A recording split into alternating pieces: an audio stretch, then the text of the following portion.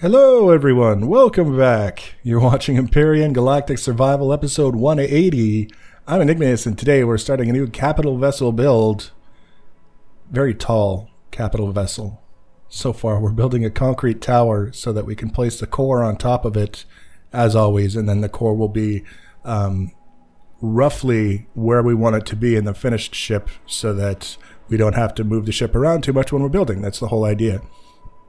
Once we get the tower built, we put the core on top, we build legs down out of the ship material, in this case combat steel. We put landing gears underneath it, and then we can remove the concrete tower, get it out of the way, and the ship should stand on its own and we can continue with the build. So if you haven't seen me do this before, that's the whole idea, is it's a cheap and easy way to build the core up off the ground and then have fun destroying the concrete tower by removing the bottom block.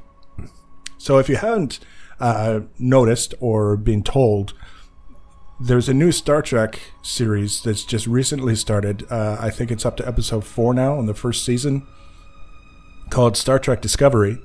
And I've been watching it and I've been really enjoying it. And one of the things that I've been enjoying, and I promised myself I wouldn't drift off too much talking about the series and try and keep this focused on the ships. But one of the things that I've really been enjoying about the series is the ship design. There's a lot of really cool ships that you end up getting a pretty close look at. And one of the things that sort of sticks out to me is the amount of detail on these particular ships compared to some of the previous series that we've seen, where things maybe look really cool, but in terms of the actual structural detail on the hulls, still remains pretty simple in the grand scheme of things. And it's probably a technology thing in terms of being able to create the ships and animate them and do all the things that you need them to do.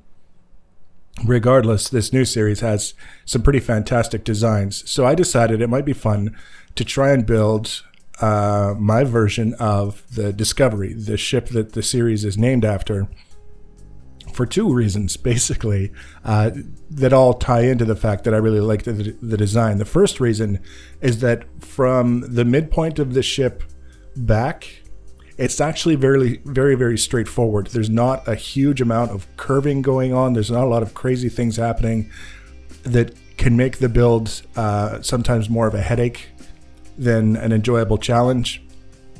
But then the saucer section, the front half of the ship, give or take, has some really interesting things going on with it. And specifically, you can see now I'm building up basically a sphere. And this is the center of the saucer section. And then there's a bit of a gap between the sphere and the rest of the saucer section, where it's kind of a small disc with a hole in the middle where the sphere goes and a little bit of a gap. And then there's another gap on the outside of that for the second ring on the saucer section. So it's actually 3 different components. And if you watch the series, and I don't want to give away the spoiler, you see for the first time what that's for and what it does, but they do actually rotate around one another. So it's not some detail that they just decided to stick in for no apparent reason. It's actually got a functional purpose within the story of the series. That having been said, one of the things that I wanted to do was make sure that I got the scale right from the very beginning. And I'm using plots.co.uk. I use this all the time. I mention it all the time. It's not just something that you can use to make circles and ellipses with a good degree of geometrical accuracy. You can actually use it to make things like spheres, and the word is, it's like an ellipse, but it's 3D sort of thing, kind of an oblong shape. I don't know why I can't remember the name. It doesn't matter because we're not making one today. But you can see we built a sphere. It's very blocky, it's very voxel, but it's also a very convincing sphere. We're going to spend a little bit of time smoothing that off as best we can. But for now, just getting it in place and getting everything roughed in is sort of the goal. So we have that central sphere, and then we have the gap. And now we're doing the layout for the inner circle of the first ring around the sphere. What I did in order to kind of make sure that this thing was going to be on point in terms of the scale and how large it was relative to the usable space inside the ship was I gave a little bit of thought to how large I thought the bridge would have to be and then took that into account when deciding how large to make this central sphere, because that's where the bridge is. It's a fairly significant portion of that central sphere is allocated for the bridge, and you see a number of shots in the show where they're, you see people standing in the bridge, and then it pans out and you see everything in, relative size as it kind of zooms out and does its thing. Simple, straightforward reasoning.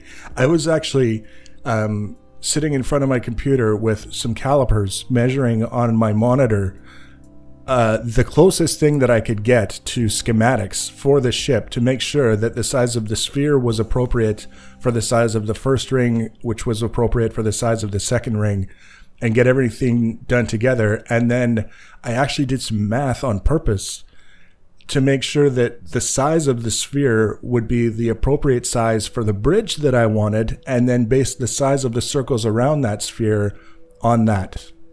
So this is actually almost mathematically feasible in the grand scheme of things, but it wasn't until I actually started building it out and doing the layout of these circles that I realized perhaps the one major problem, and that is, by the time I get all of these circles in place and you try and zoom away from the structure so that you can see the whole thing on the screen, you start to realize just how large it is relative to that concrete platform that we're building it on. If you weren't around in the series when we were building the base here and trying to figure out the size of everything, that concrete platform represents the maximum size for a base structure.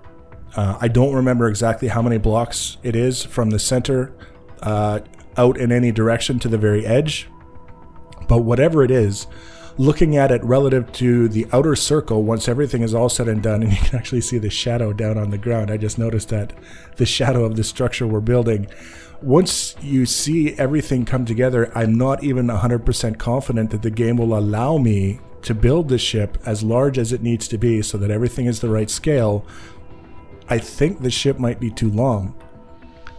That could be kind of a problem in the grand scheme of things. So one of two things is going to end up being the case, and I'll know by the next episode. We'll find out then. Either I'll do some testing and some more measuring and some more math on purpose, and then bring some numbers into the game and just test and see how far back it will let me place blocks, and see if it'll allow me to place blocks far enough back that we can do the full discovery to scale with all of the elements that we've got in place so far.